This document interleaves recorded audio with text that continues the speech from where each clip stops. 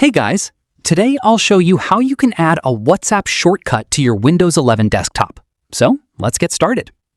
The easiest way to add WhatsApp to your desktop is by using Google Chrome. First, open Google Chrome on your Windows 11 computer. Once the browser is open, click on the address bar and type web.whatsapp.com, then press enter.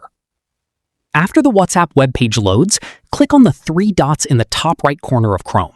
From the menu, select Cast, Save, and Share.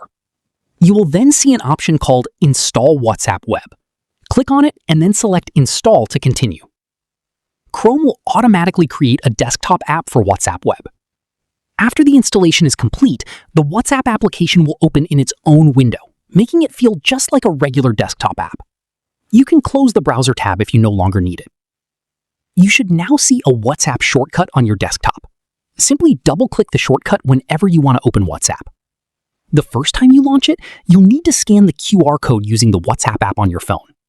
Once you've logged in, all of your chats, contacts, and messages will be available on your computer. This method is quick, free, and allows you to access WhatsApp directly from your desktop, without opening a browser tab every time. That's it. I'll be back with more in the next video.